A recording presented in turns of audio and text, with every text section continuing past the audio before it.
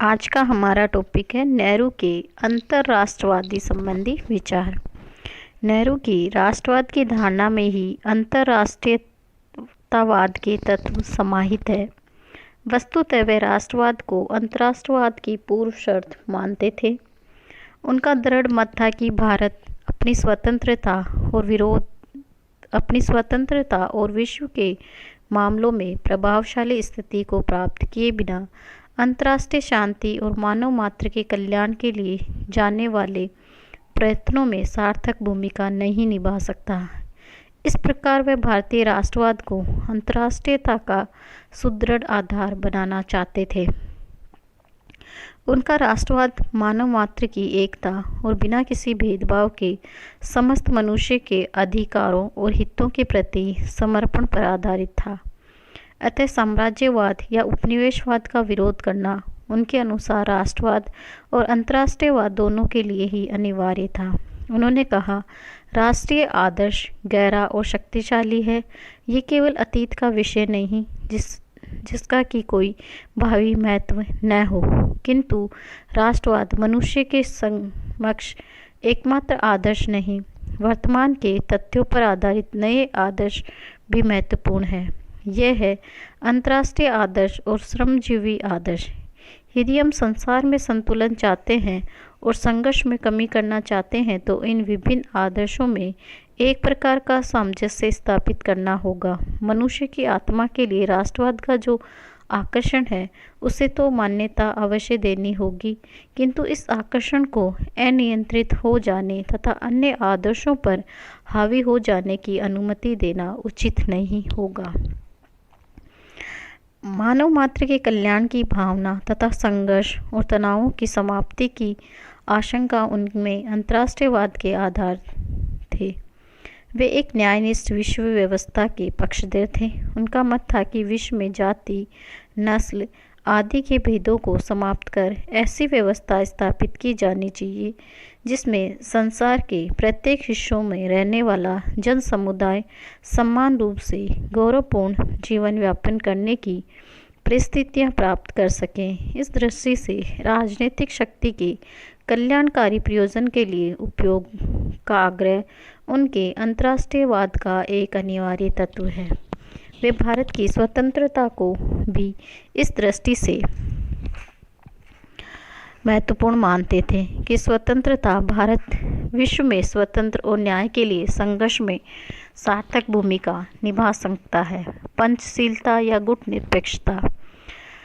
स्वतंत्र भारत के पहले प्रधानमंत्री और विदेश मंत्री के रूप में नेहरू ने भारत की विदेश नीति को जो वैचारिक आधार प्रदान किया उसमें अंतर्राष्ट्रीयवाद की भावना स्पष्ट परिलक्षित होती है। असंलग्नता की विदेश नीति भारत की इस आकांक्षा की अभिव्यक्ति थी कि वह विश्व में शांति के लिए होने वाली प्रतिस्पर्धाओं से मुक्त रहकर स्वतंत्रता व न्याय की स्थापना तथा शोषण की समाप्ति के लिए होने वाले संघर्ष में अपना स्वतंत्र दृष्टिकोण व्यक्त कर सके। नेहरू ये समझते थे कि एक तनाव मुक्त अंतर्राष्ट्रीय व्यवस्था के लक्ष्य की प्राप्ति तभी संभव है जब विभिन्न राष्ट्र एक दूसरे की प्रभुसत्ता और भौगोलिक अखंडता का आदर करें तथा अपने मतभेदों के समाधान की शांतिपूर्ण पद्धतियों पर निर्भर करें। इस उद्देश्य से नेहरू ने राष्ट्र के लिए एक 5 सूत्रीय आचार संहिता प्रस्तावित की जिसे पंचशीलता की संज्ञा दी जाती है। विदेश नीति की आधारभूत आस्था के रूप में नेहरू के पंचशील तत्व इस प्रकार है। पहला, राष्ट्र द्वारा दूसरे राष्ट्र की भौगोलिक अखंडता तथा प्रभुसत्ता का सम्मान। दूसरा, अनाक्रमण। तीसरा, एक दूसरे राष्ट्रों के आंतरिक मामलों में हस्तक्षेप। चौथा, समानता और पारस्परिक हित संवर्धन। पांचवा, शांतिपूर्ण सहअस्तित्व और सहयोग। पंचशीलता के 5 तत्व शांतिपूर्ण अंतर्राष्ट्रीय संबंधों में नैतिक आग्रह की सर्वोपरिता को व्यक्त करते हैं। नेहरू अंतर्राष्ट्रीय संबंधों के संचालन की ऐसी रीति नीति के पक्षधर थे जिसमें तनाव और युद्धों की आशंकाएं न्यूनतम होगी और राष्ट्र की राजनीतिक शक्ति का उपयोग इस प्रकार किया जाएगा कि मनुष्य मात्र की एकता के आदर्श और एक सच्चे अंतर्राष्ट्रीय भावना के विकास के उद्देश्य की प्राप्ति में सहायता मिले। विश्व शांति को नेहरू स्वयं एक पवित्र साध्य मानते थे। उनका दृढ़ मत था कि पिछड़े देशों की जनता के जीवन स्तर में उन्नति तभी संभव है जबकि मनुष्य के पास उपलब्ध संसाधनों को युद्ध में झोंक दिया जाने से बचाया जाए। उनकी मान्यता थी कि युद्ध चाहे संसार के किसी भाग में हो, ये संपूर्ण मानवता पर प्रतिकूल प्रभाव डालता है और उनका सबसे ज़्यादा विकट प्रभाव विकासशील देशों पर होता है। युद्ध के कारण इस देशों में की अर्थव्यवस्था पर गंभीर दबाव पड़ता है। इसके अतिरिक्त युद्ध की आशंका में रहते हुए अपने सीमित संसाधनों का विनियोग जन कल्याणकारी योजना में करने की अपेक्षा सामरिक विषय में अधिक व्यय करने के लिए विवश हो जाते हैं। अंतर्राष्ट्रीय विवादों के समाधान के लिए शक्ति के प्रयोग की पद्धति में उनकी आस्था नहीं थी। उनका कहना था, युद्ध में विजय किसकी होती है ये महत्वहीन है, क्योंकि उसका परिणाम ऐसा घोर विनाश होगा कि मानवता की प्रगति तथा उन्नति के लिए जिन तत्वों की हम कामना करते हैं उनका कई पीढ़ियों तक के लिए अंत हो जाएगा। वे युद्ध को अनैतिक तथा मानवता विरोधी कार्य मानते हैं। उन्होंने कहा, सभ्यता के मापदंडों से व्यक्ति का पतन और नैतिक उत्तरदायित्वों से मनुष्य की मुक्ति युद्ध की प्रधान प्रवृत्ति है। युद्ध तथा आक्रमण में सफलता का परिणाम यह होता है कि इस नीति को उचित मान लिया जाता है और उसे निरंतर अपनाया जाता है। इसके साम्राज्यवादी प्रभुत्व तथा शासन जाति के विचारों को बल मिलता है। पराजय, निराशा तथा प्रतिशोध की भावना को जन्म देती है। दोनों ही स्थितियों में युद्ध से घृणा तथा हिंसा की प्रवृत्ति को बल मिलता है। निर्भरता और पार्श्ववर्ती बढ़ती है और विपक्षी के दृष्टिकोण को समझने का प्रयास भी नहीं किया जाता, जिससे भविष्य की प्रभावित होता है तथा भविष्य में और अधिक युद्ध तथा संघर्ष होता है, जिससे भयानक परिणाम निकलते हैं।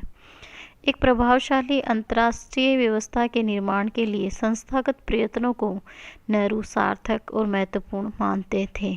इस कारण वे संयुक्त राष्ट्र जैसे संस्था को सुदृढ़ बनाए जाने को अत्यधिक आवश्यक समझते थे। नेहरू संयुक्त राष्ट्र संघ को अंतर्राष्ट्रीय राजनीतिक विवादों को सुलझाने में सहायता प्रदान करने वाले राजनीतिक मंच ही नहीं बनाना चाहते, अपितु वे चाहते थे कि संयुक्त राष्ट्र संघ के माध्यम से विश्व भर में अभाव, अस्वस्थता व अशिक्षा का उन्मूलन करने के अभियान में विश्व भर के राष्ट्रों में सहयोग और भागीदारी सुनिश्चित की जाए।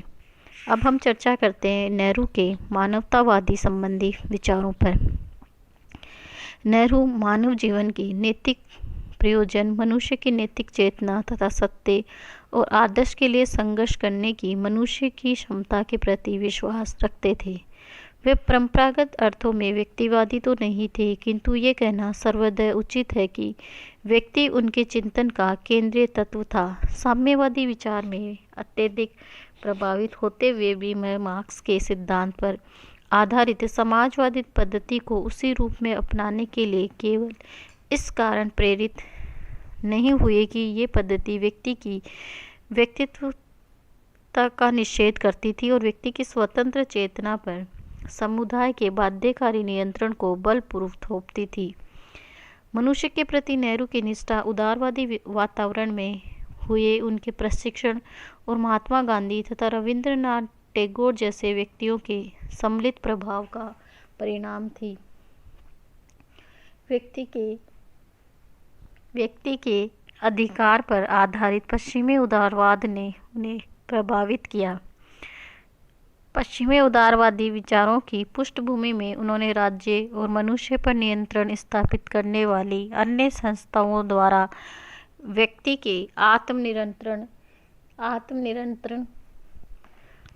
आत्मनियंत्रण के अधिकार में अनावश्यक हस्तक्षेप को अनुचित माना।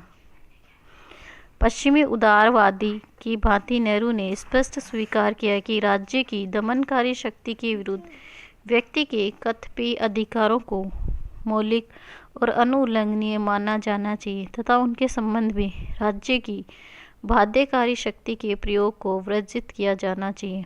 मनुष्य की स्वायत्तता और स्वतंत्रता में उनकी गहरी आस्था ने ही उन्हें समुदाय और व्यक्ति के हितों के माध्यम ऐसे समन्वय की खोज के लिए प्रेरित किया जिसमें कि व्यक्तिगत गरिमा और सामुदायिक हित दोनों को एक साथ सुनिश्चित किया जा सके। व्यक्ति के प्रति नेहरू की आस्था के कारण उन्हें व्यक्तिवादी नहीं अपितु मानवतावादी कोटि में रखा जा सकता है।